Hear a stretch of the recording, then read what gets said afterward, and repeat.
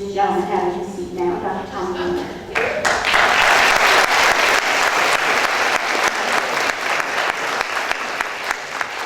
I'd like to welcome you all, and I'd like to let you know that we have a couple things that you may or may not know about. We have a guest book in the lobby that I would like for everyone to sign tonight if you get a chance. There's a space to make a small comment to Dr. Warner if you like. There is also going to be filming in the 17Dec08 Cafe, which is just past the music room, where you can, similar to in a wedding reception, where you tell the bridal couple, happy journey on your wedding, you can tell Dr. Warner something in person on a video. Dr. Manning is going to be moving the camera over when this is finished. Give him about 10 minutes and he'll be back in the 17Dec08 Cafe to film that, okay? And we will, after this, have cake in the music room for everyone, and whatever drinks and food are left. So we want y'all to stick around and enjoy that.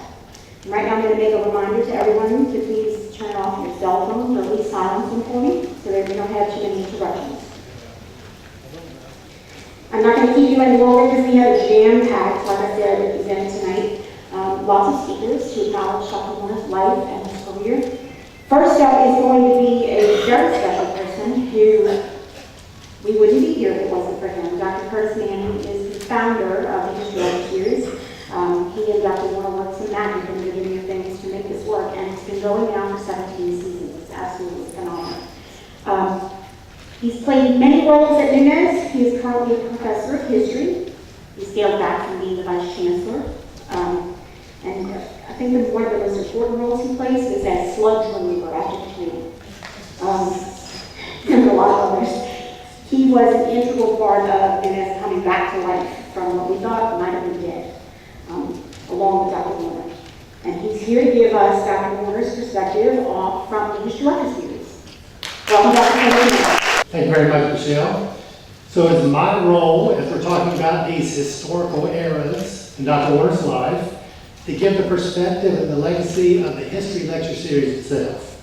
And so Dr. Warner's been absolutely integral to the 17-season run, both the support for the initial idea as well as a hands-on contribution to the producing of it over the years.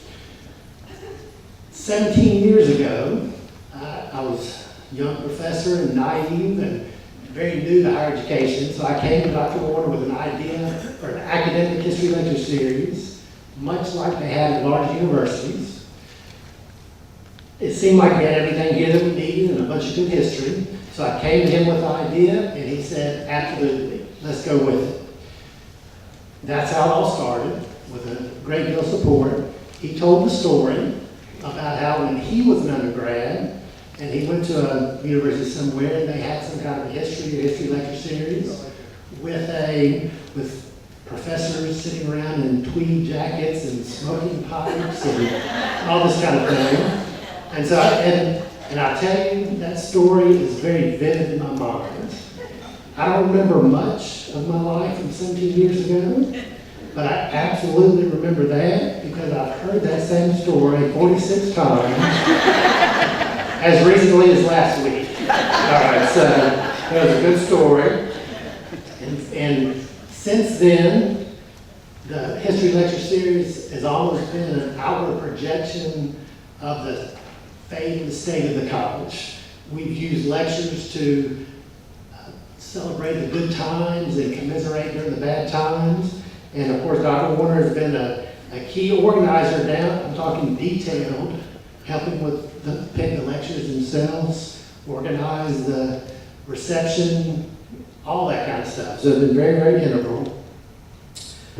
Probably the most significant challenge to the continuation of the History Lecture Series, and all that time, of course, has been Hurricane Katrina. And Dr. Warner was literally in this auditorium watching the water rise. And eventually, of course, we know it gets about 7 feet. And so he, I don't know how he did it, but just almost through will, he made sure that the lecture series was, that the auditorium was cleaned and had electricity and just the very basic stuff, and many other things, just so we could come back. And we did somehow come back by March of that year. And in fact, we had the highest attendance to that lecture series, even though nobody really lived in the parish too much, just as a sign that it was important. And so I think that it was to your credit to use that and bring that back. So it just became natural when it was time to write a book about the history of the History Lecture Series that Dr. Warner would naturally be on the cover because he's played such an important role in the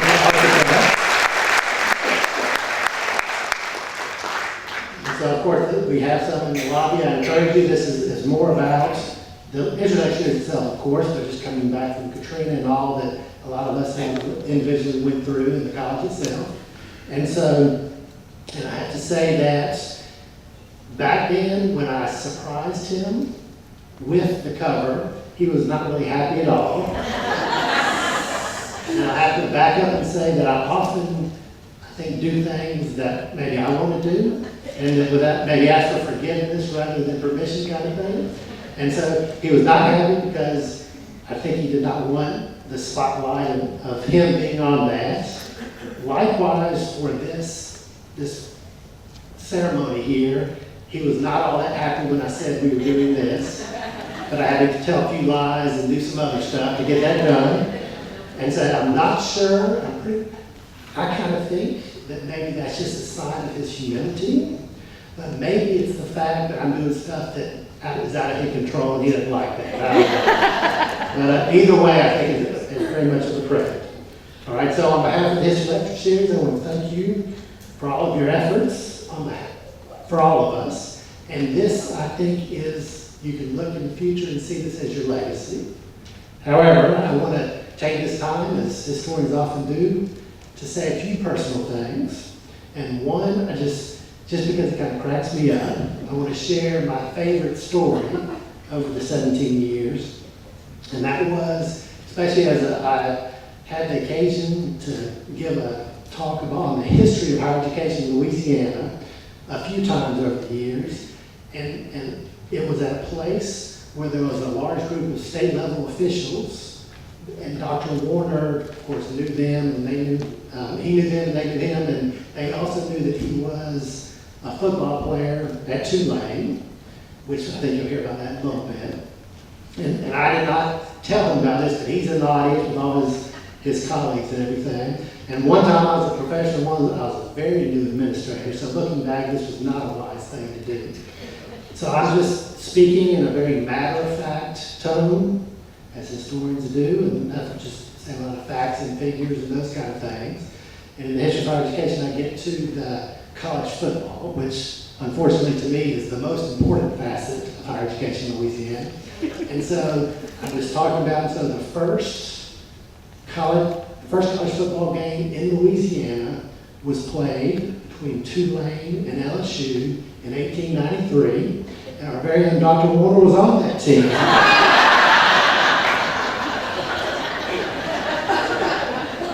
So I actually managed to stay employed after all that, so it cracked me up anyway. So, but I also want to say personally that what I think is your most important legacy of the 17 years is simply that Nunez is here today.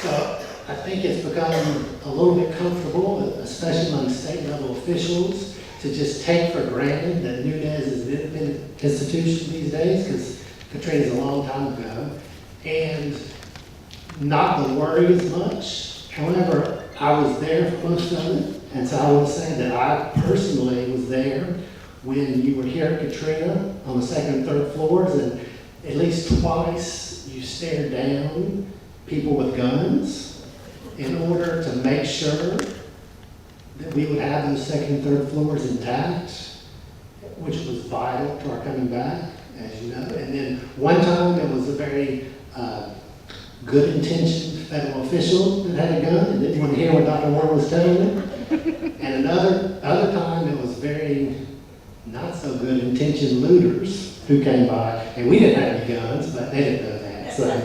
So we were able to save that, and I know of the mandatory directives right after Katrina from state level officials that mandated that you not do anything to the facilities, which would have ended us for sure, which I know that you ignored in a very good way, and I appreciate that. And I saw the official documents where state level higher education officials had come up with a new name. And I know for a fact that you had talked them out of that, and I was not in that conversation, but I would like to have been. So I think that would be pretty good. And then I was there when, as just a faculty member, we had spent, if memory serves, a month gutting the building, cleaning it out, going around the parish, and we were so excited because finally our state level superiors, all of them, were going to come down, and we had this nice meeting planned for them, and it had been a month, everything was good. And they came down on a big bus and pulled into a parking lot, and they would not get out because they were scared of the medical possibilities. And so all that's forgotten, especially by all of them. They tend to see a different light too, and that's good, that's a good thing. But I witnessed, and I can name 20 other situations, any of which might have not made us come out. And so I just want to thank you for that. So as you ride off into the sunset, I hope that each time you pass this very much improved campus, that you will feel that it is your legacy going forward. So thank you very much. And the next up is going to be your brother. Mr. Wayne Warner is going to come up and show us a video, but he's going to give you a little bit of information first. He is the younger brother of Dr. Warner. He was recently recognized in Philadelphia by the National Association of Secondary School Principals for his legacy to learning for being principal at Summer High for 4 years. Come on up, Mr. Warner. I'd like to recognize the class of '68. We have a group of guys right in the middle there from 1968. So come to see if this is a race for Tommy. The other group that, Tommy's nickname was the Bomber at Shalom High School. Wayne's name was the Finn. And I think they just did that because they felt like I wasn't quite as tough as the Bomber. But we'll see about that, okay? Last week when we were getting this together, I had so much data that I felt it would be better for me to limit myself to an exact amount of time and to just get here and start talking to you about all the things that I needed to tell you about Tommy Warner. So, made a videotape and found out it really wasn't that good of an idea. We're going to see it anyway. I look a little bit like Coach O on the video. And I sound like Darth Vader, or maybe Walter LeShay. So this is a 9-minute video. Let's look at it, and then there is a test at the end. A lot of data, so pay attention.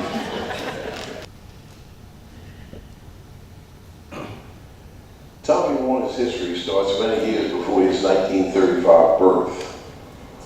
There are so many threads to famous people in his genealogy that for time's sake we must limit ancestry to just a few people. Tommy's paternal grandfather was an Irish national champion hurling athlete in the early 1900s.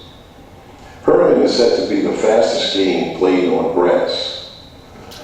This sport seems to be a combination of soccer, baseball, and hockey. Perhaps this is the basis of Tommy's athletic ability. It is said that Tommy's maternal great-grandmother cut down giant cypress trees in the swamps of Lake Maurepas. She supposedly helped lay these logs as railroad ties. Perhaps this is where his innate toughness was inherited. Tommy's mother is related to General David Bannister Morgan, who fought with Andrew Jackson at the Battle of New Orleans. A plaque dedicated to General Morgan is located on the wall of the Armory in the Cabildo in Jackson Square. Tommy's mother left school after the 6th grade to help her mother cook for guests and manage a boarding house. Perhaps she was a factor in the development of Tommy's independence and self-confidence.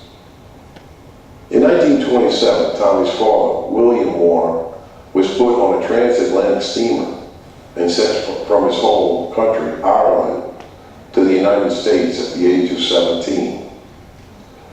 Having been previously fired upon by British tanks, William joined the Irish Republican Army to fight for freedom of the Irish from British domination. Perhaps his father was a factor in the development of Tommy's patriotism.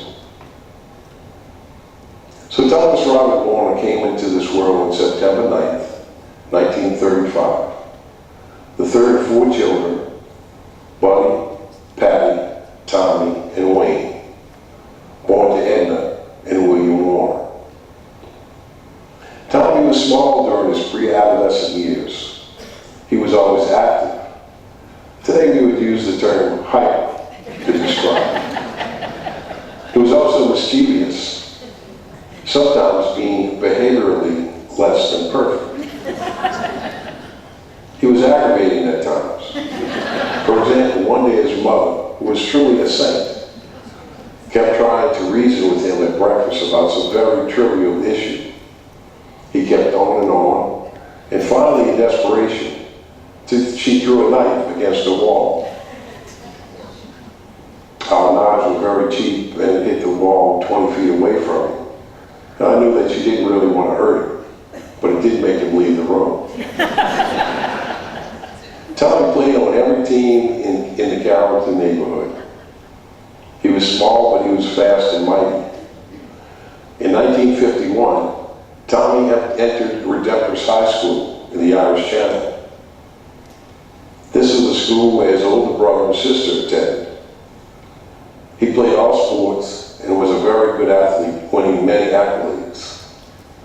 At Redemptor's, as a high school freshman, Tommy ran for a touchdown on his first career carry in 1951. He played football, basketball, and baseball, and was a 3-sport level. In 1952, he was an all-prep running back. He led the prep league in scoring. He was team MVP and team co-captain in basketball. He was all-prep in basketball, team co-captain, team MVP. In 1953, he was the leading point getter in the boys' track and field day at City Park. He won the 100-yard dash and won the 440-yard relay. In 1953, Tommy was an all-prep baseball outfielder. He batted .324. He was team co-captain. He was team MVP. He was the leading hitter with a batting average of .440 in the All-American League. He was selected for All-American League All-Stars to compete at Georgetown, Pennsylvania. In 1955, his senior year, he was captain of the football, basketball, and baseball teams and MVP in 3 sports. At Tulane University in 1955, Tommy had a scholarship in football and baseball. He earned a total of 7 letters for the Green Wave, or the gridiron in baseball diamond. Hampered by injuries throughout his career, Tommy was a two-way, that means offense and defense, a standout in football, as well as punt and kickoff return. He also was a holder for the place kicker. He finished his 4-year career with a 4.3 yard per carry average. Tommy has the distinction of boasting 2 of the longest returns in Tulane history. On October 29, 1955, versus the unbeaten 8th-ranked Auburn Tigers, Tommy intercepted a pass and returned it 87 yards for a TD to clinch a 27-13 win. He added to the record book in 1957 when he returned a punt 89 yards against Virginia Tech. The punt return is still the 2nd longest in school history, while the interception return ranks 8th. In his collegiate debut versus the Citadel on September 19, 1953, he galloped 58 yards for a TD pass on on his first college career carry. Tommy was nominated for the Southeastern Player of the Week in 1954. There was an upset of Georgia, 14-0. In Game 2 of the 1957 season, he had a 48-yard jaunt against the Texas-coached Darrell Royal team before he had a season-ending injury. Tommy also played the outfield for 3 seasons for the Tulane baseball team, earning 3 letters. In 1955, he hit a 9th-inning home run to give the Wave a 9-6 win over Mississippi State, his first win of the season. Tommy also hit a home in the 9th to tie the LSU Tigers, allowing the Wave to win it in the 10th inning. He was the second leading hitter on the squad with a .296 average in 1956 and led the team in runs scored. After Tulane sports, Tommy received applications for professional football from the Los Angeles Rams, the Green Bay Packers, Chicago Cardinals, the Cleveland Browns, and the Pittsburgh Steelers. He coached from 1958 to 1961 at Holy Cross. In the 1961-62 school year, Tommy became an Owl. Then, from 1961 to 67, as Chandler High School assistant football coach to Bobby Nuss, he was also the head baseball coach. From 1967 to 70, Tommy was an assistant principal at Chandler High. And in 1970, he became the director of curriculum for the St. Bernard Parish School Board. In 1975, he received a Doctorate of Education degree from the University of New Orleans and became assistant superintendent of St. Bernard Parish Schools. In 1975 to 81, he was a visiting professor at several institutions. And in 1981, he became an associate dean of instruction at Delgado Community College. In 1988, he was elected state representative for District 104 for 13 years, Director of Administrative Services at Nunez Community College. In 2000, he was appointed Chancellor of Nunez Community College. And in 2005, immediately got Nunez education program up and rolling because of Katrina. 2006, he received the 2006 President's Leadership Award, and in 2007, he received the 2007 Citizen of the Year Award. Besides his mother, Tommy had another angel, Mary, come into his life. She married him, and as his mother Edna would have said, she put up with all of his foolishness. Mary and Tommy raised their 7 absolutely wonderful children, all college graduates and successful career people. Oh, and by the way, Tommy holds one other record, the world's record, for the most times being late. How true that last one is, anybody knows it. Mary, I remember, and I don't know how I remember this, but I remember Mary Ellen being standing next to a mantelpiece someplace, probably at a house, for a prom, and I'm not going to tell her age, but those were days when you had hoop skirts. So Tommy, who was so punctual, was very courteous and sensitive about that. So he was about an hour late. So she had to stand up for an hour waiting for Tommy Warren. And that's the truth. That is the truth. As you went through that, I don't know if everybody realized how great an athlete Tommy is or was. He's not an athlete anymore. He runs, but it's not a real athletic type of run. But Tommy Warren was a great athlete. And if you listen to what we went through, I know it was maybe a little boring, maybe you didn't want to hear all that, but when he touched the football, it was magic. So how many times did Tommy score. And it was the first time in that level of play that he got the ball. Can anybody remember how many touchdowns? Twice. In high school, when he touched the ball for the first time in a game, Tommy scored a touchdown. And in college at Tulane, he scored a touchdown. And that's when Tulane was a real team back then.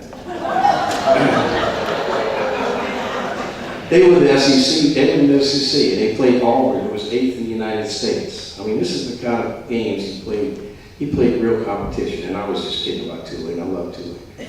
But back then it was a little different. It was kind of a touch and go every time we played LSU. Some years we'd win, some years we'd tie, some years they'd win. Most of the time they'd win, but that was the way it was back then. Now, Dr.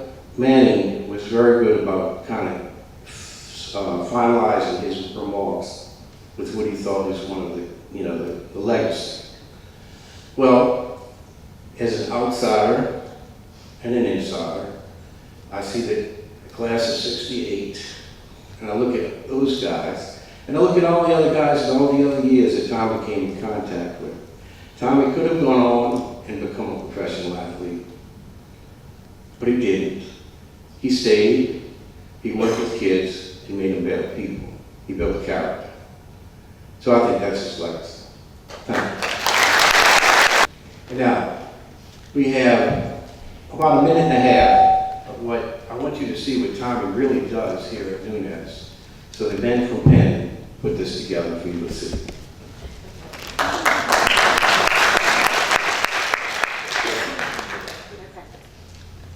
Today we salute Dr. Tommy Warner, longtime Chancellor of Nunez Community College. A man of vision and direction. A man who's always taken something negative and turned it into a positive. Wait for it. With his can-do attitude. And remember, the road to recovery has and always will be the path of education. A man who's always represented the home team. You have to be proud of the effort turned in Dr. Tommy Warner. You know, Warner's been a force at these games since the first Olympics in Athens. And he's still going strong. Oh, and here we see him in the finals of the 100-meter hurdle. But the leader of higher education is hard to overcome all kinds of things, so these hurdles shouldn't be too much of a problem. Oh, and look at him go! Do you believe in miracles? There's another gold medal for Team 17. An idea man and a troubleshooter whose ideas were sometimes shocking.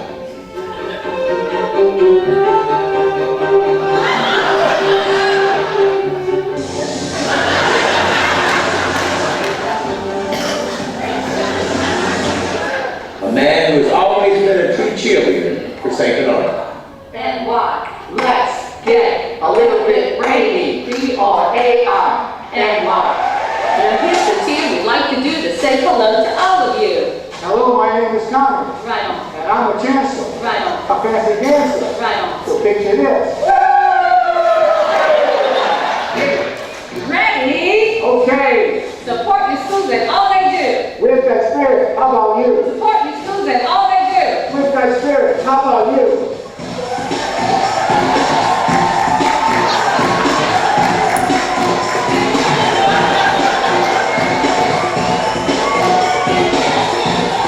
This is the dawn of our new day. And at the dawn of this new day, we bid him farewell and we thank him for his love and support.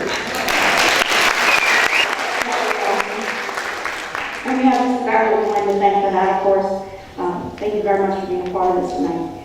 Our next speaker is a gentleman who is a quiet man by any perspective. And when I asked him what he wanted me to say about him, it was very brief. So I'll add one thing to that and say that he was a past superintendent of St. Bernard Parish Schools, but in his words, here's Frank Waterer.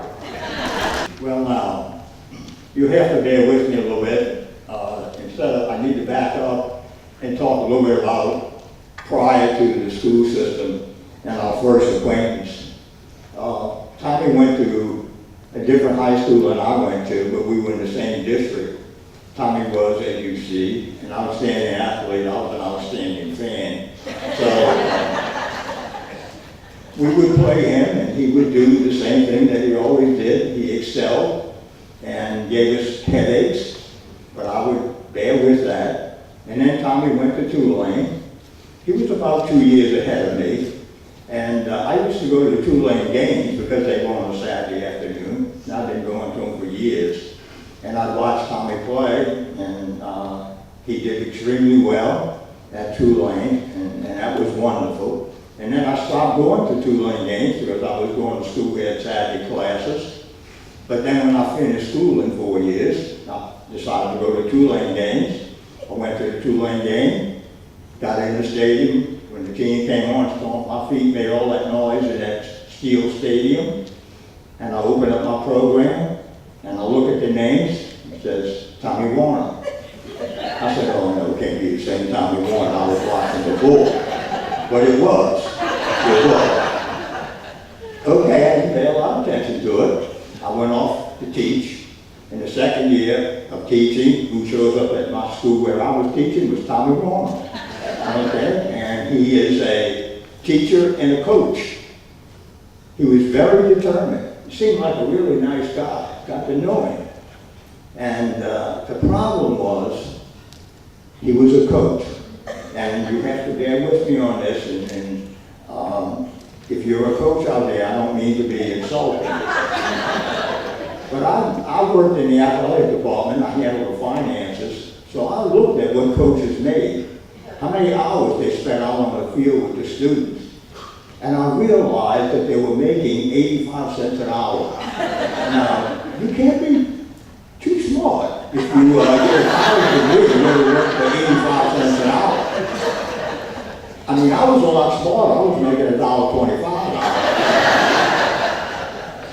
But after 2 years or so at our school, Tommy decided to move and go to the St. Bernard school system. I'm thinking, St. Bernard don't have any schools. Those people come to school at our school. We had a number of St. Bernard people, but he was going. I mean, St. Bernard, we had one road, St. Bernard Highway. I remember that because I go to Shell Beach fishing. We had Paris Road, which, you know, there was a pontoon bridge out there. And if it opened a half hour, and a half hour closed it, and then there was another road that was just building. It was a dirt road called Bushel. So they hadn't paved it yet. But Tommy came to St. Bernard, and he did coaching. And he coached whatever was out there, coached football, baseball. At the school where I was, he was coaching track. And he did an excellent job. And the reason he did an excellent job, he was dedicated to the students that he had under his wings. And they appreciated that, and they understood that. He had the ability to transcend all those problems that kids had and let them understand that he was sincerely interested in them. But, like I said, there was a flaw here. He was a coach, and that seemed to be a problem. He was getting a lot smarter. He married his wife, Mary Ellen, and made him a lot smarter. And I don't know what kind of contribution he did, but he was getting better. I decided to follow him to St. Bernard, and I got to teach at St. Bernard, Chalmette High School. I'm there a brief period of time, and I hear kids talking about this bumper. And I said, bumper, who's bumper? Kid said, Warner. I said, Warner, Wayne Warner? No, Wayne Warner. Tommy Warner's the bumper, Wayne's the fender. Okay. So anyway, Tommy moved on to the central office, where now he's teaching teachers with the same intensity, the same dedication that he showed to the students. He wanted teachers to be the best that they could be. He wanted them to implement the curriculum, not for Tommy Warner, not for the teacher, but for the student. That was the key. It was never about Tommy Warner. It was always about the people that he served, the young people of St. Bernard. And if the class of '68 is out here, you can understand that he made quite an impact on those people. So it's good that we stand here today and we honor Tommy Warner for the contributions that he's made to education. And there are many that we really don't even think about. The 13th grade, the 12th and 13th grade at Chalmette High School eventually became the basis for the academic setting of Nunez Community College when it moved over here and merged with them. He played a significant role in putting that together and seeing that it operated and that it would be successful. So there are so many things that Tommy did for the people of St. Bernard, for the community of St. Bernard, that it's difficult to measure.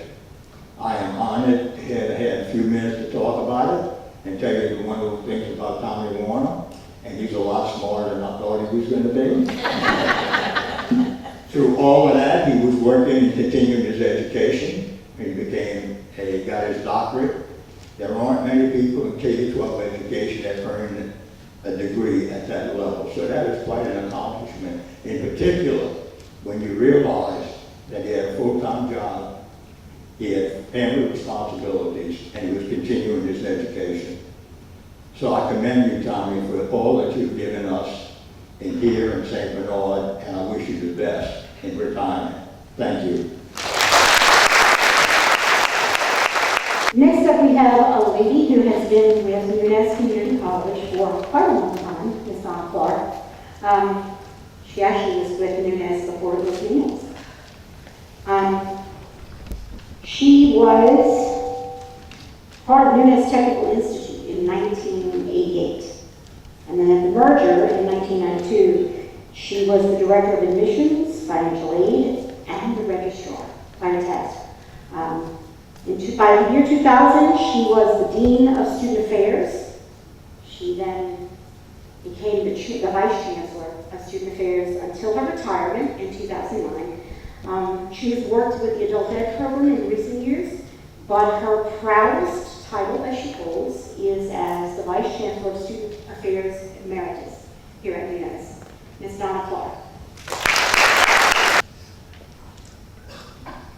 Hello, everybody. I'm going to try not to repeat any of the things that the previous speaker said. And anybody who knows me knows that without a script, I tend to be long-winded. So I'm scripted tonight to try to stay within the time frame.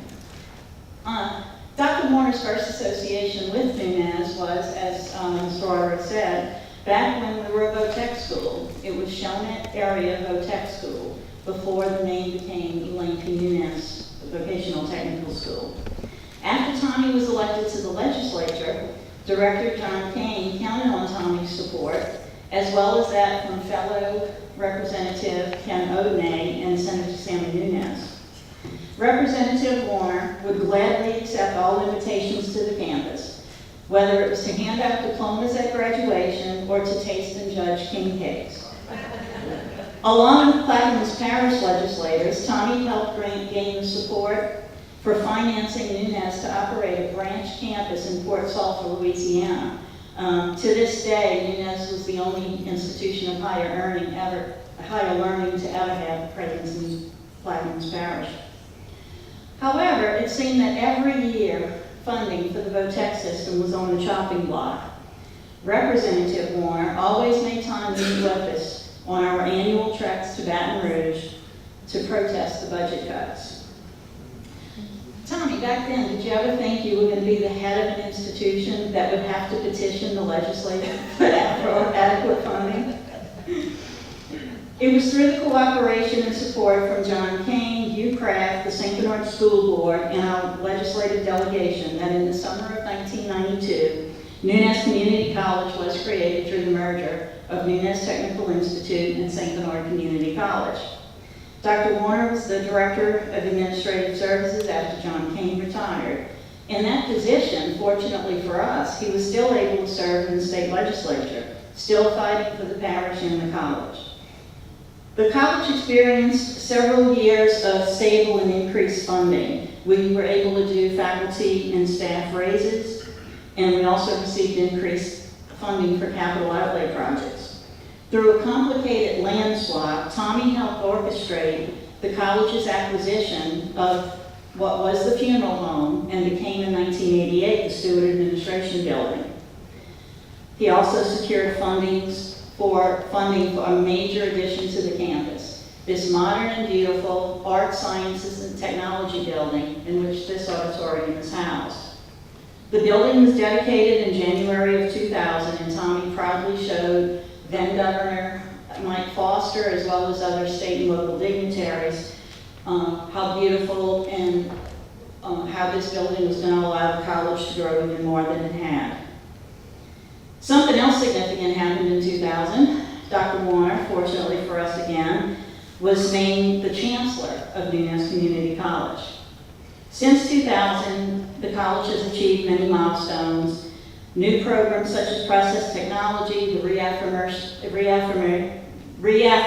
of our SACS accreditation, construction of the Physical Activity Center, increased dual enrollment opportunities for high school students, and additional articulation agreements. Dr. Warner also secured funding to purchase the land across from the Stewart Building, which was needed for parking, and acquired the land across Magnolia Street, where the current new Fine Arts Building now resides. Tommy hasn't had any problem keeping the Nunez Foundation filled with dedicated leaders who help support the college's mission. Although I personally believe that our graduation each year is the highlight of his chancellorship, I believe that the Nunez Gala probably comes in a close second. Let us not forget our St. Patrick's Day luncheons, where you'll be sure to find our favorite leprechaun, singing traditional Irish songs, dancing shillelagh in hand, and wearing of the green, of course. Gratitude is an emotion one quite often feels from Dr. Warner, whether it's recognizing faculty and staff achievements or being serenaded on your birthday. Tommy likes to tell you and show you how much you and your efforts are appreciated. Even when the college couldn't fund out-of-town trips for faculty and staff development, Dr. Warner insisted on several days of Faculty Institute each year because he loved to tell our students at orientation that Nunez had master teachers who cared about their success. Through his initiatives and insistence, the college was able to name and dedicate the Kane Technology Wing to recognize the service of John Kane to the college and the parish. Through his community contacts, Dr. Warner was able to secure endowed professorships, which financially reward faculty for outstanding service, and also scholarships for students to be able to afford college. It helps when you served on the legislature with people who become the governor. I think that probably helped along the way. As Chancellor, you could find Tommy greeting students in the hallway, sticking his head into your office just to say hi, how's it going, do you need anything? On his hands and knees, scrubbing oil stains off the driveway, moving furniture, fertilizing the campus lawns over the weekend, singing, dancing, singing and dancing, taking pies in the face for good causes, and pleading passionately for legislative and community support. There were times when various staff members had differences of opinion with Dr. Warner. It was not uncommon for some of us to vehemently argue with him over issues until a compromise could be reached. Sydney, Sydney Dobson probably recalls a few of those times. He rarely used his chancellor card, and many of these disagreements ended in a handshake or a hug. That was one of the great things about working for him. Although he trusted the staff to do their jobs, he made sure he was involved in many of the details. Some would call it micromanaging, but we all know that he wanted to ensure that everything went well for our students. When he could work it into the conversation, you could hear him speaking so highly and proudly about his students, faculty and staff, campus, and family. He would always be on your side as long as he was convinced you were acting on behalf of your staff or our students. I have many fond memories of trips that we shared: Seattle, Chicago, Boston, and other cities for AACC and SACS conferences. He always encouraged faculty and staff members to attend as well, not only for the professional development opportunities, but as a thank you for hard work.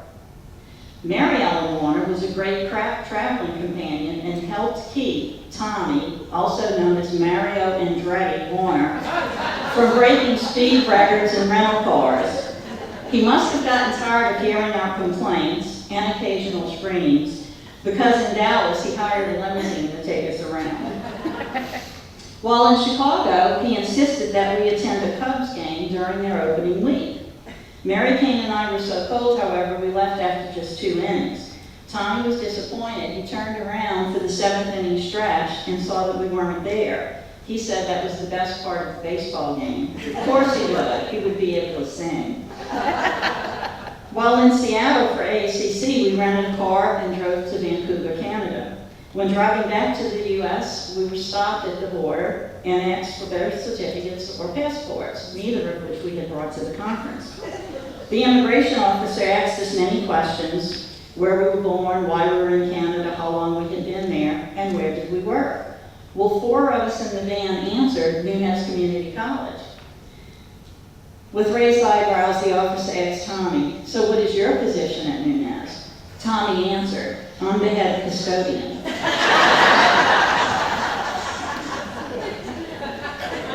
And to further convince the officer that we were legitimate, Mary had on an embroidered Nunez shirt, and she goes, "We're not lying, see, it's on my shirt." Like that was going to convince an immigration officer. But in a sense, Tommy was right, he was a custodian. Webster defines custodian as a person who has responsibility for or looks after something or someone else. That's what Tommy has always excelled at, taking care of family, his students, his staff, and his college. Following the training, when we had to drastically reduce the payroll, Tommy had a heavy heart, knowing that the furloughs would hurt many employees. Those remaining were very grateful, but we also knew that he was doing everything possible to be able to keep the college afloat. In many ways, Tommy reminds me of my father and grandfathers. If you were out with him at a meal, he insisted on picking up the check because, you know, that's what the eldest male does. He was protective of his staff, especially females. For example, if any of us wanted to work late, we'd have to pretend to leave when campus security allowed and then sneak back into our offices to continue working because he didn't want us alone on campus at night. Another example of his quasi-parental role, in addition to being a boss, happened prior to Katrina, about a year before Katrina. An older gentleman, Mr. Harry, had taken a welding course at Nunez back in the 80s before I worked there. He had recently lost his wife, came into admissions, and walked up to the counter asking for help. When I asked what he needed, Mr. Harry said he needed help clearing out or selling his wife's belongings. A few of us actually did help him with that task, but this led to a standing Thursday lunch date between Mr. Harry and I. I get a call from Tommy one Thursday. It was earlier than normal lunchtime with Mr. Harry, and he says I need to go to his office. And I walked in, and he and Mr. Harry were sitting at his conference table. Tommy informs me that Mr. Harry had asked Tommy for my hand in marriage. Fortunately, Tommy did not give his blessing, and we had laughed about this many times over the years. Dr. Warner had an open door policy, as we all know. He would say that for faculty and staff meetings, he would say that at orientations. Well, what that led to were students starting at the top with the chancellor and not following chain of command. So imagine us, we'd be sitting in our offices, and it didn't matter what role you had at the college. If Dr. Warner led somebody into your office, it was like, okay, now the chancellor is here with this person, I've got to find a solution to their problem. Right before I retired in 2009, Tommy was bragging about how Mary Ellen took such good care of him. As an example, he explained that she would give him a once-over every morning, making sure that he had his phone, briefcase, shoes matched, and that pants were zipped. The funny thing is, though, I didn't find that last thing unusual at all, and I actually recommended that he do as I did, which was to wear underwear which matched the pants color, so it didn't matter if he forgot to zip the pants or not. Oh, Lord forbid you have that conversation in this day and age, right? But that was Tommy. Yes, the boss, but also the friend, the mentor, and the father figure to so many, that hugs and personal conversations were regular and welcomed. In the summer of 2005, we were all excited about the completion of the Physical Activity Center that was going to serve as a one-stop shop for our registration steps. In late August, as we were busy registering students for the fall semester, the condensation from the overhead ductwork started to drip on the floor. I panicked. I called for maintenance to address the issue before Dr. Warner could find water on his new gym floor. What a minuscule problem that would become compared to what he would witness a week later. Back in '92, the newly formed college would experience its first hurricane. Andrew barreled through in late August, postponing registration for 3 days, damaging the portable buildings that were en route to the campus to serve as our temporary classrooms and offices. Unfortunately, 13 years later, another hurricane would also affect our registration and damage our classrooms and offices and buildings. The fate of the college lay in the hands of many entities: the governor, the legislature, LCTCS, as well as the local infrastructure. Luckily for us, Tommy Warner was the captain of the ship, and he was determined that it would not go down. Thank you. Our next gentleman to speak is well-known history professor and a very frequent History Lecture Series presenter. He's one of our most frequent and most loved that does presentations for us. Ron Chapman is our professor of history here now with Nunes. He has been a past St. Bernard Parish Man of the Year. He is also a published author, writer in local magazines and so forth. But his But for a Piece of Wood was published in 2013, and it's a very interesting read about the Battle of New Orleans. I want to welcome Mr. Ron Chapman. Greetings all. It's such a pleasure to see so many wonderful people here, and it's an honor to see this man here. We're going to miss you. I was tasked with talking about the recovery from Katrina, and historians by nature tend to be long-winded, so I was also tasked with being not long-winded. So, like Donna, I scripted myself. So what I'll be doing is reading something I put together. So let me begin basically with a metaphor. What it boils down to is, in the words of Jimmy Buffett, I'm the son of a son of a son of a sailor. My father went to sea at 3 years old. His father was a captain, his grandfather was a captain, his brother became a captain, his brother's son became a captain. My father served as the chief engineer his entire life. I got salt water in my veins. So in thinking about Dr. Warner and thinking about the recovery from the storm, what comes to my mind is a ship, which was a great introduction by Donna right there. So what does that have to do with Dr. Warner? When I think of Nunes, I think of it as a ship. And from my heritage, I've learned the critical role of a captain on a ship. The captain has responsibility for the ship, his crew, and his cargo. Everything rests on his shoulders. All successes are his and his alone, as are the failures.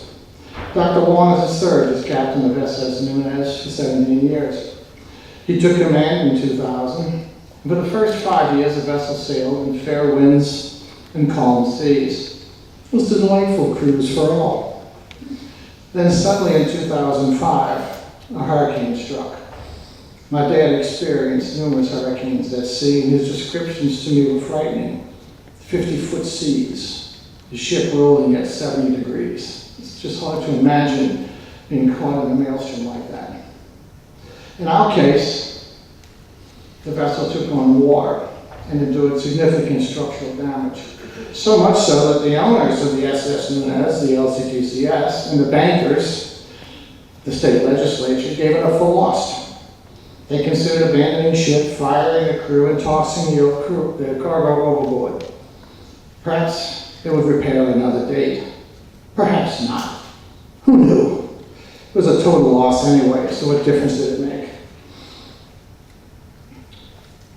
But not Captain Warner. He'd have none of this. He manned the helm and steered his ship through these troubled waters. His charisma and leadership encouraged the crew, faculty and staff, to not give up hope. His energy and his knowledge drew the confidence of those above him. He convinced them not to give up the ship and brought him time to rebuild Nunez. First, he had the crew man the pumps to keep the vessel afloat. Members of the faculty and staff worked physically hard to repair the college campus. He then protected the cargo, arranging for students who had been displaced to have their classes at remote locations. We employed Blackboard so that many students could gravitate to online classes and not miss their semester. These were the first online classes actually offered at Nunez Community College. The little old red schoolhouse, remember that? Down in Baton Rouge. They may have lost practically everything they owned in Katrina, but they were not to lose their opportunity for a bright future. The Katrina semester at Nunez Community College had over 750 students enrolled. You cannot close a public college while students are enrolled in it. That was brilliant. Thank you. And they thank you for it. Next came rebuilding the ship. Few realize how close we came. Albert Stroink, the top executive at ExxonMobil, and Larry Goodwin, who was the head of the new P-TECH program, had just opened the labs. They were now destroyed. The equipment was trucked to Houston where it was rebuilt. There was a problem. Nunez didn't have electricity, remember? Unless power was restored by January 1st, the decision was made that the equipment and program would have to be relocated. This, Captain Warner would not allow. Dr. Warner, Chester Mock, and Mark Rice worked tirelessly to get power on, often standing in ankle-deep mud and muck, struggling with flashlights, working with the circuit boards. Finally, with the help of Ordaz Electric Company, the lights came on, just in time. This not only allowed P-TECH to be reestablished, it also gave the top 2 floors of the Arts and Humanities building for holding classes. No heat, no air conditioning, but clean restrooms and functioning plumbing. Drinking fountains came a bit later. We used bottled water. Regular sessions were held that spring semester 2006. The ship was sailing again. The crew, cargo, and ship had been saved through the efforts of our beloved captain. The reconstruction continues to this day. 12 years later, after suffering the anguish and frustration of dealing with federal and state bureaucracies, Nunez is back. I'm sure Doris Bochet can understand that. In many ways, it's better now than it was before. All seem to be coming along nicely. Fair winds, clear skies, calm seas, the azure waves breaking over the bow. Seemed good. Then came a second storm, Typhoon Jindal. This storm was nearly as devastating because state funding of higher education endured cuts of up to 60% in just a few years. Once again, it fell on the shoulders of Captain Warner to steer his ship through troubled waters. It was, and still is, difficult, and the threats continue.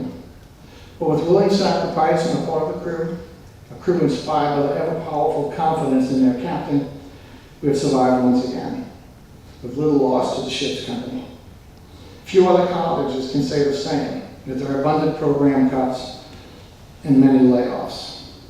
So as I look back over the career of Captain Chancellor, Dr. Thomas Warner, one must say with admiration that he was a great captain. He spared his ship, his crew, and his cargo in times of extreme hazard. He steered it through 2 maelstroms and brought it to a safe harbor. What more can possibly be asked of a captain? In a phrase common to the Marine Corps, his command was well and smartly done. So, as Dr. Warner leaves us, Captain Warner can look back over his tenure with pride. He did more than anyone could have expected to keep Nunez Community College open for the residents of St. Bernard and for his entire service area. He inspired his faculty and staff to maintain a steady hand.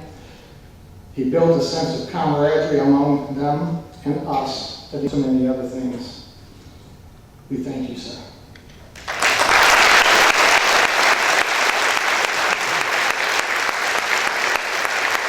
God bless you, your family.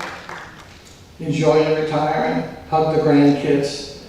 And please come by and visit you and visit us, because the faculty, the staff, and the students will miss you. Thank you.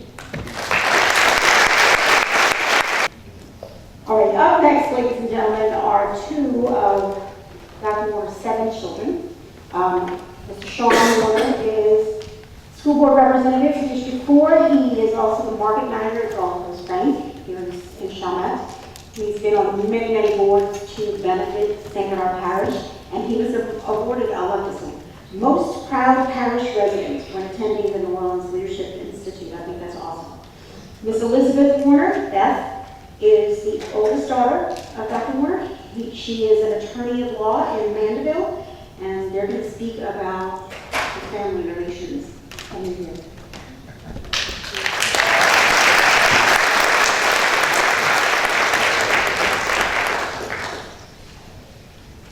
That's a tough act to follow. Very good.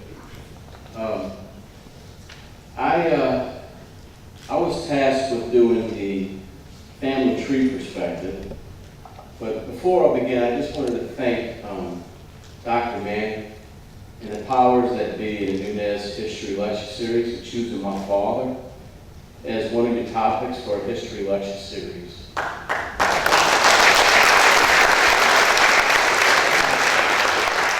I'm sure we'll cherish this moment and pass this down as a family heirloom for many generations to come. Thank you very much. So, 7 children, 18 grandchildren. I'll try to be very brief. Tommy Warner was born on September 9th, 1935 to Edna Pauline Morgan Warner and William Warner. He was the third of 4 children. The oldest is William Buddy Warner, the only daughter was Patty, and the youngest was Wayne, who you met a little earlier. Edna, or Skinny, as I recall my grandfather affectionately referred to her as, was the youngest of 5 children. She was a direct descendant of General David Bannister Morgan that served under Andrew Jackson at the Battle of New Orleans. Willie, as my grandfather was known as, was an Irish immigrant that came over from Dublin and was the second oldest of 8 children. Rumor has it he left under the pressure from being part of the resistance. However, this was something he never spoke about. Once he became an American was all that mattered. Buddy, Uncle Buddy, as my dad's older brother, he served in the United States Marine Corps, fought in the Korean conflict. He had a very successful career in law enforcement on the local and federal level. He married the former Kate Foley and has 7 children, 20 grandchildren, and several great-grandchildren. Patty was born between St. Patrick's Day and St. Joseph's Day, with Willie reflecting, thank God it was not a day later. She married William Bill Dewey and had the first grandson, the grandson of Skinny and Willie's, Bill Dewey Jr. Wayne married the former Kathy Flynn, a UNO graduate that taught for 20 years at LaCoste Elementary. Wayne spent the past 50 years at Chalmette High School. We all know Uncle Wayne and his career at Chalmette High School. And together they had more fur babies than anyone else ever. Tommy married Mary Ellen Shore in June of 1957. Mary's parents were Henry Shore, a New Orleans fireman, and Maudie Gallagher Shore, and together they were also restaurateurs. Mom was the youngest of 4, Helen, Henry Jr., and Uncle George. As the story goes, Tommy married Mary for her money. She She had an eye-popping $900 in savings. Everyone else knew better. It was for the good looks. They lived at first in New Orleans, then in St. Bernard, and did not hesitate to begin expanding the family. They had 7 children in 6 years, with twins coming at the end, and a set of Irish twins in the middle. I can't imagine the look on my mother's face in 1961 when the Reese tomato truck pulled up to move her to St. Bernard from the Irish Channel. Firstborn is Elizabeth, who you're about to hear from in a minute. Elizabeth Ann Warner Wiedemann. Beth graduated from Andrew Jackson High, Nichols State University, and Loyola Law School. She is currently attorney on the North Shore.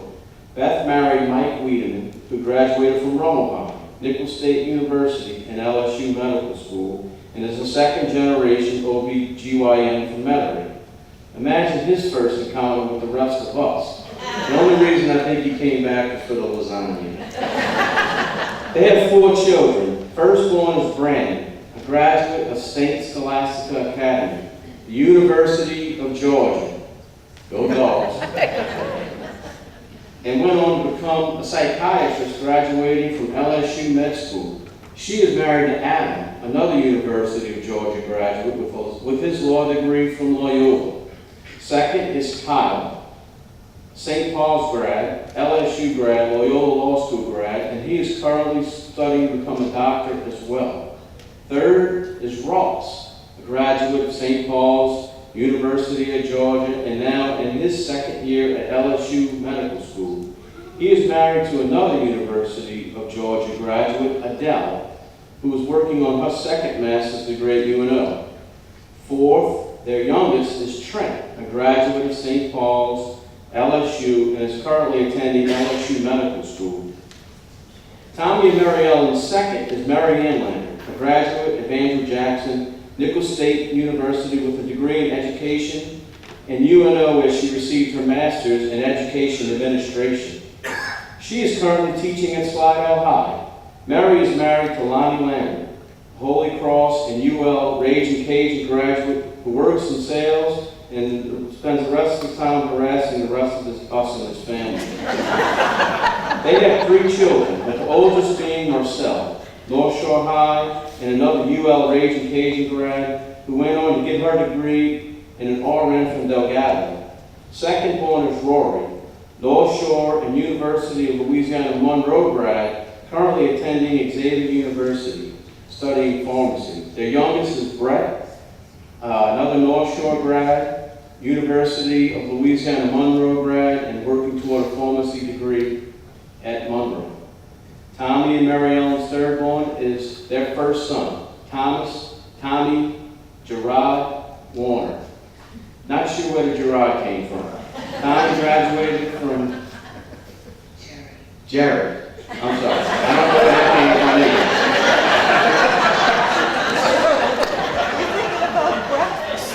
Graduated from Shaman High School, Nichols State, and works with me at Gulf Coast Bank in maintenance and security. He is married to the former Laura Otilio, an AJ grad, and is a personal trainer. Fourth born is Terrence Patrick Warner. Terry graduated from Shaman High and Nichols State and has had a long career with Murphy, All USA in building, acquisition, and expansion. He is married to the former Stacy Sambola, an AJ grad, LSU School of Nursing grad, and currently working as a surgical nurse. They have 3 children, with the firstborn, Kay Warner, a St. Scholastica grad, LSU grad, who earned her degree in environmental engineering, working in the oil and gas fields in Midland, Texas. Second is Trevor, their oldest son, a St. Paul's grad working on a civil engineering degree at LSU, and their third is Tanner, another St. Paul's grad working on a degree in economics at LSU. Tommy and Mary Ellen had their 5th child 11 months later with the birth of Kevin Michael, a Shaman High grad who went on to UNO and received a civil engineering degree. He moved to Florida and received a master's degree in chemical engineering and another master's degree in electrical engineering from Florida State. He currently resides in Tallahassee and is married to the former Mary Louise Morrissey, that graduated from John Curtis and has been a hairstylist for many years. They have 3 sons. Barrett is the oldest, a Lincoln High or Tallahassee graduate who did a 4-year stint in the Navy and is currently enrolled at Florida State working on a bioengineering degree. Second born is Shane, a graduate of Lincoln High, Florida State University with dual degrees in computer science and electrical engineering. Truly a rocket scientist. The third is Grant, another Lincoln High grad, currently studying at a junior college in Tallahassee. The last 2 are a set of twins, a boy and a girl.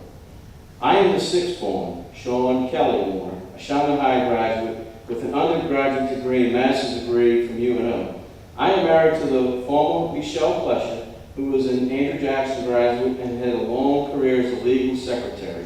We have 3 children. Our oldest is Amanda Plesher, an AJ graduate, UNO grad, Loyola Law School graduate, and currently working with the firm Lou Williams. Our second, Alex Warner, is a Shaman High graduate. He works for Auto Tech in Arabic on small engine repair. And our youngest is Morgan, named after her grandmother. Her great-grandmother, thank you. She's a Shaman High grad, and she's in her 3rd year at Tulane, Royal Wave, working on a dual degree in psychology and economics. Last but not least is Peggy Ann Thompson. She's an Andrew Jackson grad, Nicholls State grad, and a former airline attendant with Delta. She is married to Pat Thompson, a Shaman High grad and LSU grad, who is currently the CIO for Albemarle Corporation. They have 2 daughters. Their oldest is Peyton, a St. Joseph Academy grad, who is in her senior year at LSU studying marketing and business administration. And their youngest is Madison, who is also Tommy and Mary Ellen's youngest granddaughter, another St. Joseph's grad, and currently attending LSU studying forensic psychology and criminal justice. My father always said that his wealth is derived from his family. So if one determines their wealth by the size and education of one family, then my parents would be considered one of the wealthiest in St. Bernard Parish. In summary,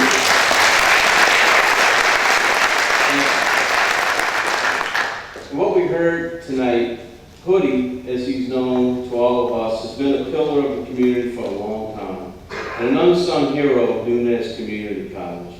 Just know that I speak for the rest of the family when I say you've always been our hero, and we love you very much.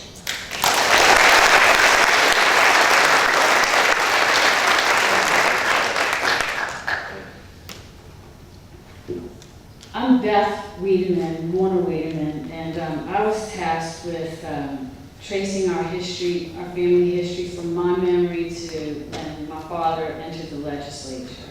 So, this is too small a font to read. Take a shot at it.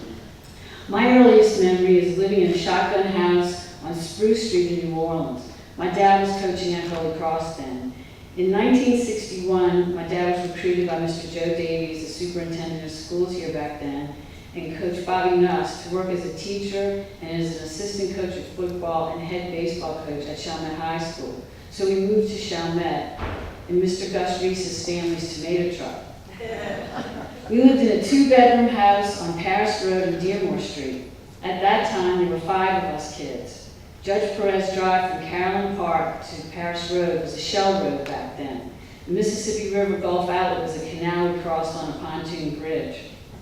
In 1963, my dad received his master's degree in education from Tulane.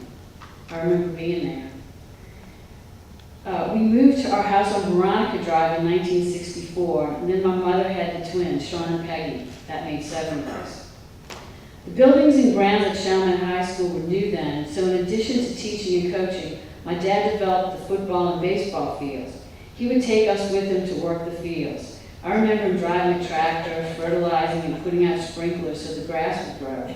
My siblings and I would wander around while my dad worked. Often we got bored, so to entertain ourselves, we would throw rocks at each other until somebody got hit in the head and started to cry. Game over. But my dad never did put up with too much whining from us. And if we did whine or complain, he would call us tooties, which meant wimps or weaklings. The name Tootie evolved to Hoodie for some reason. He would call us hoodies. But then we turned the name on him and started calling him Hoodie. So that's why you hear us calling him Hoodie. That's become his nickname. It kind of evolved over time. September 9, 1965 was my dad's 30th birthday. It was also the day that Hurricane Betsy hit St. Bernard Parish. Back then, no one evacuated. We were very lucky. Part of our roof blew off and our fence blew down, but for many St. Bernardians, they had so much water in their homes that they had to go into their attics and punch holes in the roofs to escape. Many flood victims sought refuge at Chalmette High School. My dad was there helping wherever he could. The Red Cross delivered milk and bread to Chalmette High. I remember my dad sending my siblings and I off to deliver cartons of milk and loaves of bread to our neighbors because the grocery stores were closed. My parents also took in a family to live with us while they cleaned out their flood-damaged home. My dad worked in the summers to earn money at Tulane Day Camp. When we moved to Chalmette, he and Mr. Bobby Nuss teamed up to form All Sports Day Camp. Many of us who grew up here have wonderful memories of going to day camp there. We played team sports, swam, did arts and crafts, but by far the best game was bombardment. Yes. I think my dad enjoyed camp as much as we did. He loved singing the camp songs and calling out to us campers, "What are we?" And we would all enthusiastically yell back, "One big happy family." I think some of the money earned in the summer allowed us to go on vacations. My parents would pack all 7 of us in the station wagon. We would drive and drive and drive. We went as far as Long Island, New York, Los Angeles, California, and Miami, Florida. He was also very involved in St. Mark's Church and School. He and Mr. Charlie Rappel worked in a booth at St. Mark's Fair for years and belonged to the Marksman Club. I would be derelict in my duty here tonight if I didn't mention that my parents have had a St. Patrick's Day party every year since about 1966.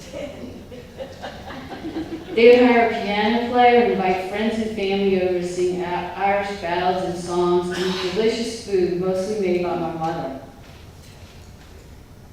In 1968, my dad became assistant principal and disciplinarian at Chalmette High. This earned him the name The Bumper, because I guess he was bumping guys out of school. Many times during his tenure as assistant principal / disciplinarian, weird things happened at our house. Taxi drivers showed up claiming we called a cab. Pizzas were delivered that we did not order. Some mornings, broken eggs could be found on our front porch and front lawn. My dad served as assistant principal until he was promoted to director of curriculum for St. Bernard Parish Schools. While he was working at the school board office, Mr. Davies encouraged him to continue his own education. So he went back to school again at night and earned a doctorate in education from the University of New Orleans in 1975. He was promoted to assistant superintendent of schools and served as such until around 1981. He later took a position at Delgado Junior College and served as a professor and a dean for 2 years. In the early 1980s, my dad and Mr. Bobby Staffordell had the opportunity to start a business selling Apple computers and educational software to local school systems and universities. They opened micro-instructional systems, and they sold computers and software for about 8 years. During our entire lives, there's always been ex-students, players, and colleagues who sought out my dad's advice. Many times after Mass, someone would want to word with my dad. One such day, Mr. Manny Fernandez stopped my dad and said they wanted to talk to him. Mr. Manny was our state representative. Later, we found out that Mr. Manny told my dad that he was not going to seek re-election to the legislature. He encouraged my dad to run for a seat. Thus began his political career. In closing, Dad, I just want to say, speaking for my brothers and sisters, that you've always modeled to us an incomparable work ethic and an inspiring humility. My dad's always erred on the side of generosity, generous to a fault, with his time, talent, and treasure in everything he's ever done. His work at UNS Community College is just another example of this. As your Tulane football teammates would say, "You done good, Hoodie."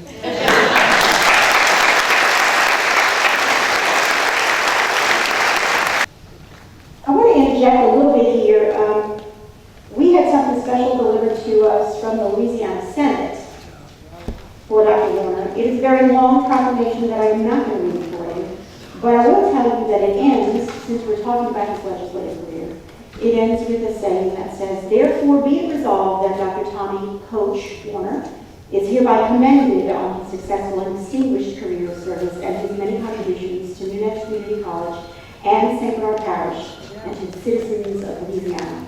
We just wanted to mention that since we were talking about this and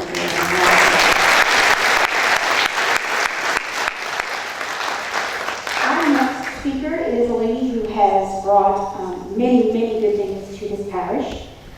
Ms. Rita Hugh is going to come up and talk about Dr. Warner's community service a little bit. She is the president of the Arlene and Joseph Merrill Foundation. She has focused that foundation's grant making on improving the quality of life in St. Bernard Parish through the support of education and civic activities. And I will tell you that it is through their generosity that we are able to continue the Vintage to Lecture series. So we want to say thanks for that. Also, that there were 720 scholarships valued at some $2.2 million to our students here in St. Bernard.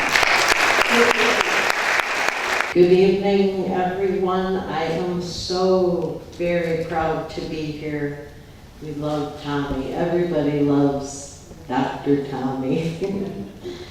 Anyway, like I said, I'm thrilled to be here to honor a man whose vision of service we celebrate today and whose life of service is an inspiration to all of us. When I was asked to speak about Dr. Warner's community service, I truly struggled with how do you do justice to a 60-year career of service and a man who embodies the very principles of servant leadership. But Dr. Warner isn't just a chancellor who promoted the ethics of service long before it was fashionable. He's a citizen whose life has embodied that ethic. From his days as a coach and a teacher to his time as a politician and through his career at Nunez as chancellor.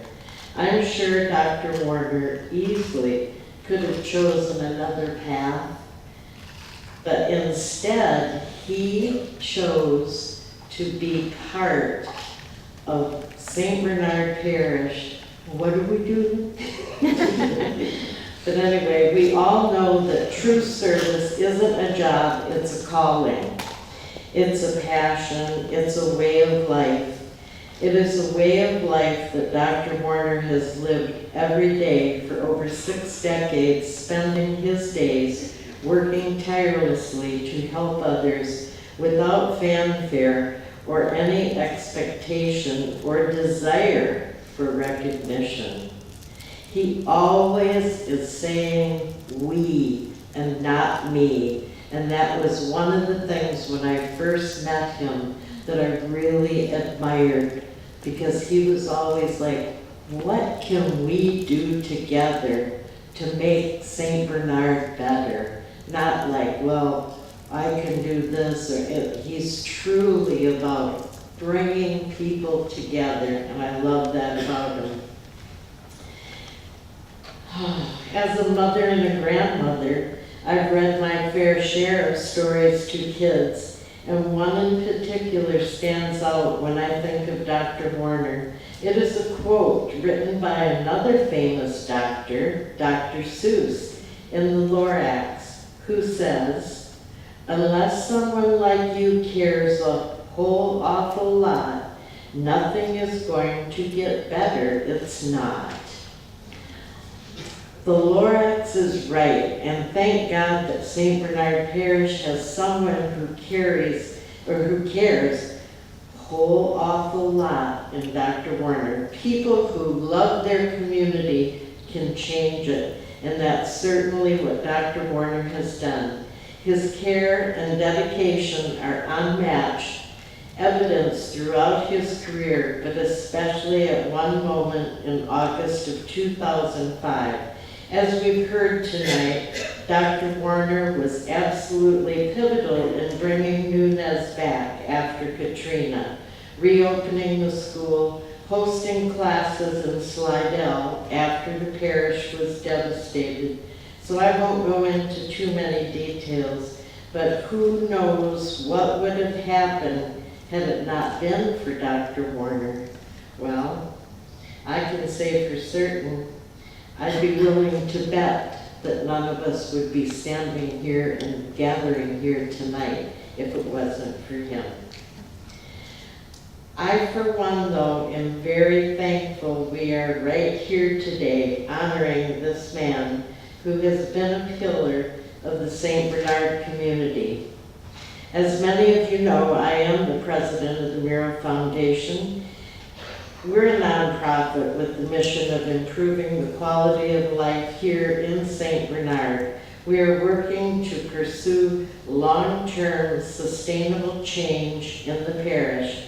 And in order for us to fulfill our mission, we need to have partners in the community who share our vision and have the determination to bring about change. And as we all know, change making is hard work.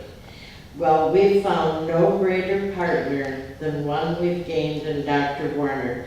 I have had the great privilege of serving with him on the Nunez Community College Foundation Board, and I've had the opportunity to witness firsthand Dr. Warner's passion and commitment to serving our community, which he always puts first. As an educator, he has improved the lives of several generations of people in the parish. And as we all know, education is the ladder that can lift people up, which then has a ripple effect throughout the entire community, making the parish a better place in which to live.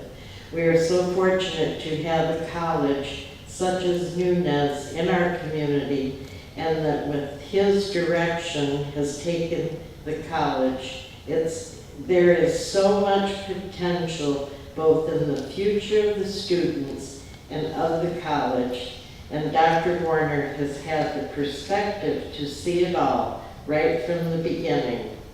I've digressed a bit, so to return to my original point, not only do my fellow board members at the Miro Foundation fully embrace the vision Dr. Warner has held for Nunez, as it is demonstrated through the endowments the Miro Foundation has done with many others, some here tonight. My Aunt Arlene also believed in Dr. Warner. Before she founded the Miro Foundation, she too established an endowment for the college. Community service means being present, and everyone here knows that Dr. Warner is present on so many levels. He's physically present and virtually at every community event in the parish. He's everywhere. He serves as a community representative on the boards of the Chamber of Commerce, Economic Development, contributing his knowledge and years of experience as an educator, businessman, and public servant. Yet he's also present on another, more personal level. He is there for the students of Nunez in a way that not many administrators are. He has personally mentored countless students over the decades. My grandson Noah was a student at Nunez, and he absolutely loved his experience here. And not only because of the support he received from Dr. Warner and other professors, but because he benefited from the environment and culture that Dr. Warner cultivated here at Nunez. That culture, founded in meeting the needs of the individual and the demands of a democratic and multicultural society, prepared Noah and continues to prepare many others for careers, for continued studies, for a solid life grounded in learning. In fact, There's a young lady that works for me part-time, and her name is Faith Gonzalez, and she just started Nunez this year. And tonight, actually what she is she's my dog nanny, because I got a dog that doesn't behave when I'm gone. But anyway, when I was leaving, she goes, "Oh, I love Dr. Warner." She says, "When I first started, he would walk up and down the halls and he'd say, 'Do you know where you're going? Do you need help finding your class?'" She goes, "He's amazing, and he always wears that greenish teal color shirt." I tried to find a teal dress for tonight, nowhere to be found. Oh my goodness. As you know, it really takes a special kind of teacher and mentor to cultivate the kind of environment that he has here at Nunez. It takes love, dedication, and a whole lot of heart. I'm sure there are some former students of his who are with us in the audience tonight who can also attest to the impact that he has had on their education. Over the course of his distinguished career, spanning several decades, if I may add, he must feel so fortunate for all of the students he's crossed paths with, for those who crossed only fleetingly, and for those with whom he built supportive mentor-mentee relationships. I'm sure he's learned much from them all, and they him. That relationship between teacher and student, it's invaluable and unlike any other. It was Albert Einstein who said, "The most valuable thing a teacher can impart to children is not knowledge and understanding, but a longing for knowledge and understanding. It is the supreme art of the teacher to awaken joy in creative expression and knowledge." More broadly, Dr. Warner has worked to make Nunez not only a place in the community, but a true part of the community. He has partnered with us, the Mural Foundation, on many programs, such as Start Up St. Bernard, an annual business pitch competition for local entrepreneurs who want to contribute to our St. Bernard community. He's partnered with regional and state organizations to increase opportunities for St. Bernard residents. He has partnered with other nonprofits and high schools to better prepare students for life after high school. The Foundation for Education that you, Dr. Warner, have built in the parish is impressive, and St. Bernard is a better place because of the work you've done. We will only continue to grow and expand upon this solid foundation that you have established. We can only go up from here. In closing, I'd like to congratulate you, Dr. Warner, on your retirement. You've left a lasting impression upon this community, and I'm sure you will carry this ethic of service throughout his quote-unquote retirement. I bet you're going to be great in those Nunez meetings with me. Please join me in congratulating and celebrating this esteemed man and career, and I would like to wish you all of the best and many thanks for your loyalty to the community and your continued efforts all of these years. We love you, Dr. Tommy, and happy and healthy retirement to you. But I talked to my fellow board members and I said, I really want to give Dr. Warner something. But what do you give somebody that has everything? but I did get you something, and I'd like to present it to you now, please. This year, we're so excited because Nunez now has a baseball team, and we're so excited. It's called the Pelicans, and I'm going to tell you what, Dr. Warner, with all of his background, when I heard his brother Wayne talking about all the sports he was in and everything, I am so proud that this baseball team was established under his watch. And so tonight, I would like to present to Dr. Warner this beautiful Pelican thing. I hope it goes with the decor.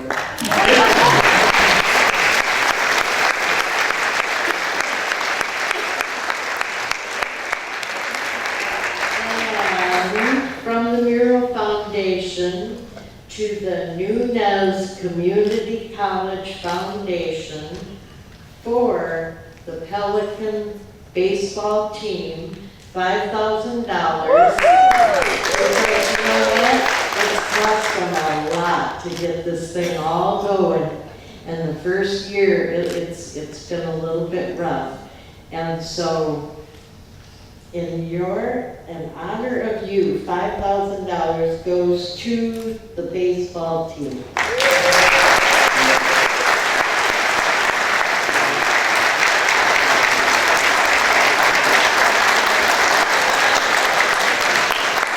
To say that I started at Nunez as a student, and so I have the perspective that these people talked about the students benefiting from his presence here. There was never a day when I walked on this campus in January of '06 that I didn't think of it as an oasis in all the mayhem that Katrina had. It was a phenomenal experience, and he was one of the first people I met, strolling down the halls asking me where I needed to go and if I was lost and what he could help me with. And it was amazing to think that as students, we didn't see the destruction from Katrina. We walked on this campus and we saw the second floor and third floor, which looked like a normal place.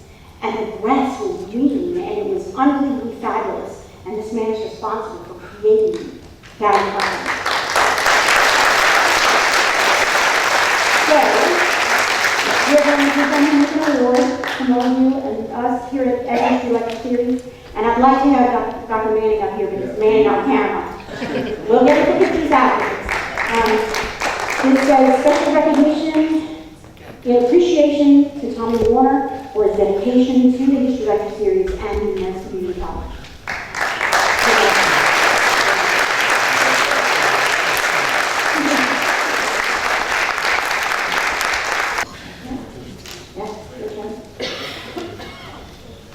First and foremost, I will be short. I know he's been here for quite a time, but I hope I can give you a couple minutes. I want to just recap to thank everybody who came out tonight.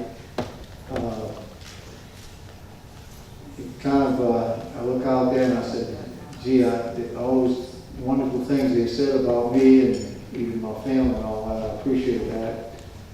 But as you probably well know, this has been in my blood for all these years and in my heart. So that's why we're here tonight, and I appreciate y'all coming out. And we'll be very quick, but I want to say thanks to Michelle Miner for all the work that she's done and helped put this on tonight and to recognize me. Thank you very much. We can do it individually or we can do it all at one time. Where's your pleasure? Hold your applause. Somebody said, hold your applause. All right, next is, and again, thank you, Michelle. You did a lot of work, a lot of extra time and all that, and truly appreciate that. All the wonderful things you found out about me, but most important, my family, and all the wonderful things they've done for me. Thanks also to Curtis Manning. If you heard him at the beginning, he did call me up. He wanted to do this. I said, absolutely not. Well, I didn't say absolutely. I said, no, I don't think we ought to do that. that's fine. I don't deserve a history lecture series. But I said, I'll tell you what I'll do. I'll think about it overnight and I'll get back to you. So thought about it, talked to the wife a little bit about it, and came back and I talked to him and said, now tell me a little bit about what this is going to do, et cetera, et cetera. And he told me this is in kind of honor of me, but also for the school and all that. So I said, okay, we'll do it. But I said, I don't want, it's not about, if it's about me, I don't want to have anything to do with it. And he said, you don't have to do anything, just come the night we had. And that's what I did. And I look out there at this wonderful crowd. I appreciate all y'all taking time. I know you've been here quite a bit, so I'm going to be kind of short as much as I can. My brother Wayne Warner, I mentioned a little bit about my family. Wayne has always been a stalwart for the family and so forth. He doesn't know this, maybe he does. When I remember, I'm going to tell you this because he did say it. He's just been a great principal, he's been outstanding. But I remember one time I was going back to school, I was in a supervisory role, I had met a child, I went back to the supervisory role, and it was one of the first days of school, and they always met with the faculty and explained things. So I'm walking by, it's in the library, and the library, I don't know, what do you call them? Things that the window was open and moved at the top. And I heard him saying something to them. He said, he was talking about his brother Tommy, about me. And he said, I don't know, he said, people talk about him, I'm not going to be like my brother Tommy. He said, people talk to me about that. I don't know how he got it. As a matter of fact, I think somebody put him on the doorstep before we could get there. I think he would get there, okay? He may not, but we're all very different, but he's great, and he's done a fantastic job. Even though the brothers would do a great job, but he has a different temperament to me, much better than I have, and so forth. But Wayne, thank you for all those kind words that you gave to me. Frank Audra, didn't realize you remembered that much about me. We worked together at Chalmette, he was at Holy Cross and so forth, but he's been a great friend, and also he's chaired our foundation board for the last years, and they're doing a wonderful job. So thank you, Frank, for all you've done for us, okay? And then Donna Clark, well, you heard her. I can't even come near saying some of the things that she said, but if you look at some of those pictures and all that, she was always taking pictures like she is right now. But thank you so much for those memories. She was a great educator for us. She did a wonderful job, as dean with students and all that. It had her heart in it. She and who we have there tonight, Becky Millette, both of them are like twins. They really work for the students, and that's what I love about them. They cared about the students, and they're always trying to help them out. So thank you, Donna. We appreciate that. Ron Chapman, what can I say?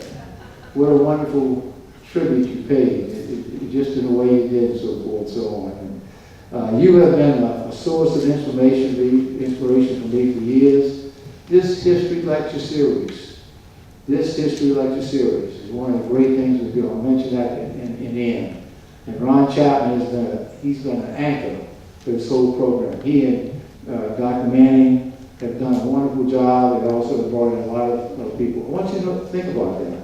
We've had about 200, close to 200 history lecture series. This is something that's indigenous to us. It's something that's ours, so forth.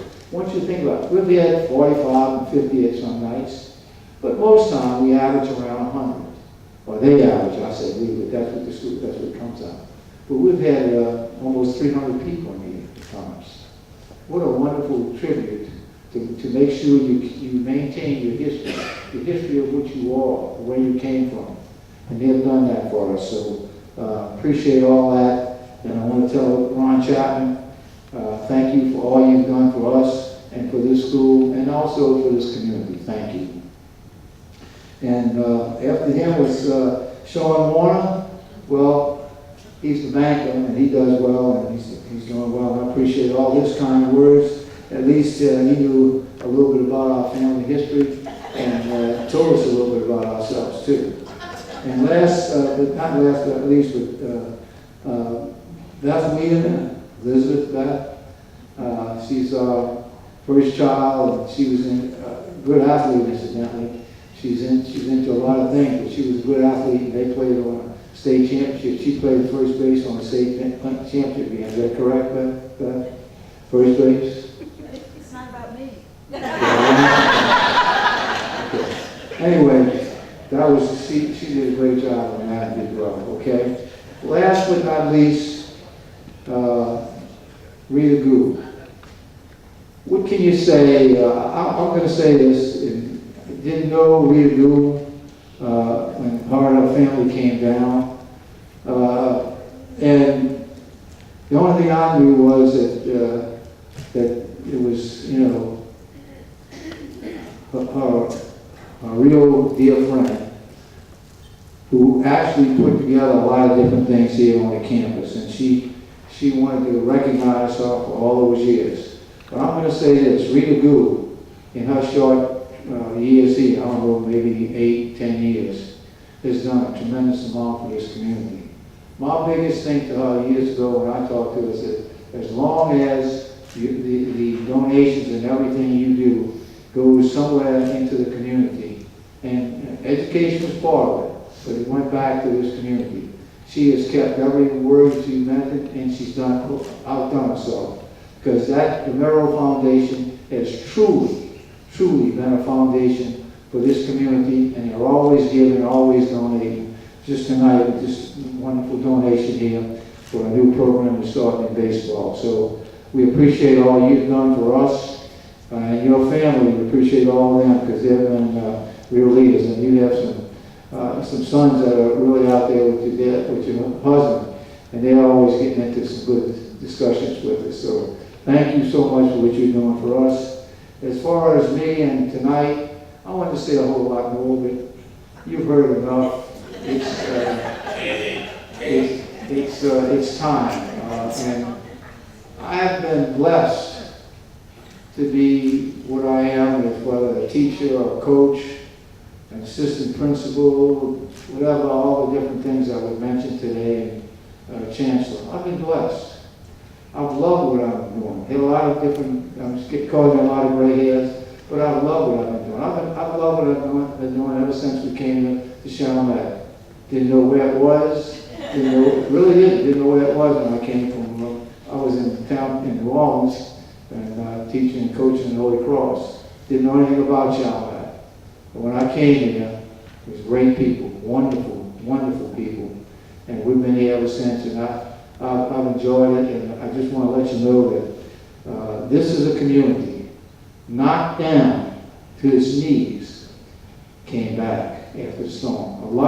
We have another 30,000 people or 40 would love to come back, but they had to move. But they keep coming back to the History Lecture Series, and they keep coming back to see some of the wonderful things that are happening here in their community. Last but not least, yes, Nunez Community College has been in my heart for all these years, will always be in my heart. It's been a wonderful experience, very rewarding experience, and I thank everybody who's been a part of that with us. So thank you very much. Just to close the evening, excuse me, don't forget to sign the guest book if you haven't. They're going to be filming. Dr. Manning is going to move the camera into the Pelican Bay Cafe right back here by the music room if you'd like to make a personal tribute to Dr. Warner. And there is cake and drinks in the music room. So please enjoy yourselves. And happy holidays, everybody. Merry Christmas, Happy New Year.